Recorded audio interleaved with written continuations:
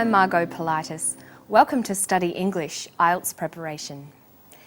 Today we're going to talk about letter writing. IELTS Task 1 in the General Training module asks you to write a letter.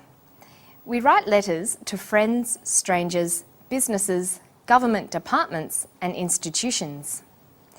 The tone of a letter can be formal or informal, depending on who is going to read it. There are several purposes for writing letters. Giving or requesting information. Giving instructions.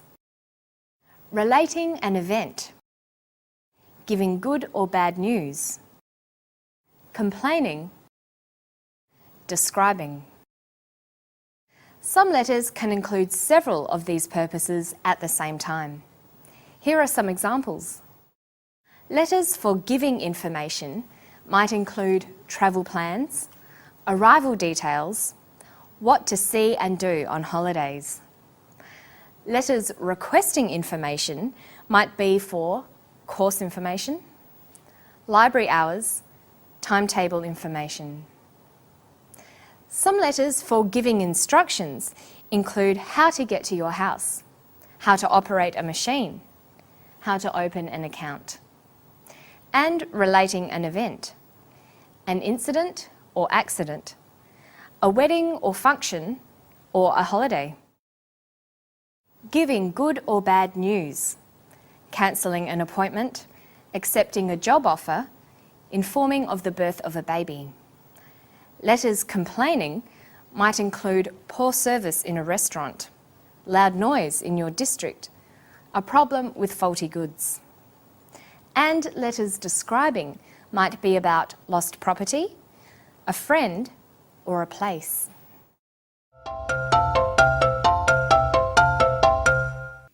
Okay, that's an overview of different types of letter. Now let's consider the organisation of the letter. Letters have a clear and familiar structure. Formal letters begin with a greeting, dear, and end with a closing, yours sincerely. In between the top and the bottom is the body. But what sort of body?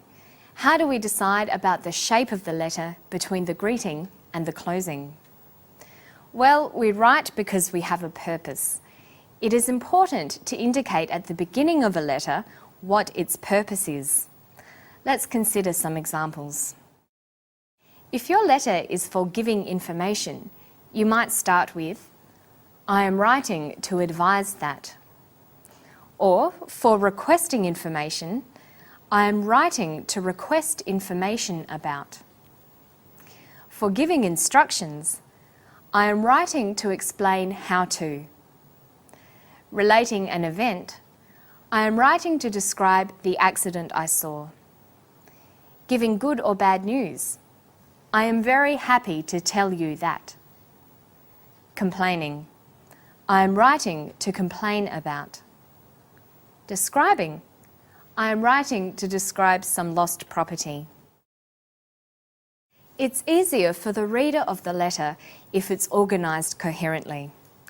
In Task 1, the way the IELTS General Training question is laid out will help you in organising your response or answer. For example, look at the following question, a typical question for Task 1. You have to sit IELTS and you would like to do a preparation program to help you prepare for the test. Write a letter to the Course Information Officer at a college that offers IELTS preparation courses requesting information. How long the course is, how much the course costs, course prerequisites. You should write at least 150 words. The way the question is constructed tells you how to organise your letter. There are 3 bullet points: how long the course is, how much the course costs, and course prerequisites.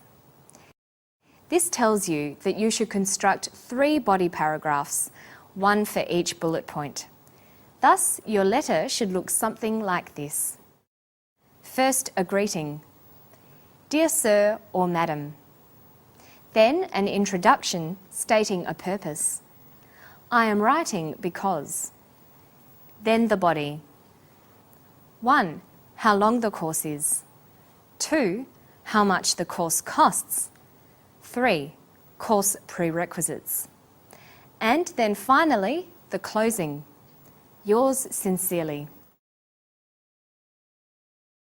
So when writing your IELTS letter, it's a matter of being logical and organising your ideas. Let's look at another question and decide how to tackle it. You recently went to a conference in another city and stayed in a hotel. When you returned home, you discovered that you had left your briefcase in the hotel. Write a letter to the manager of the hotel explaining the problem. Explain where you left your briefcase. Describe the briefcase. Advise how to inform you and where to send it if found. You should write at least 150 words. If we follow the same strategy as last time, our letter organisation will look something like this. First, a greeting, Dear Sir or Madam. Then an introduction stating a purpose. I am writing because. Then the body. 1. Explain where you left your briefcase. 2. Describe the briefcase. 3. Advise how to inform you and where to send it if found. And then finish with the closing. Yours sincerely.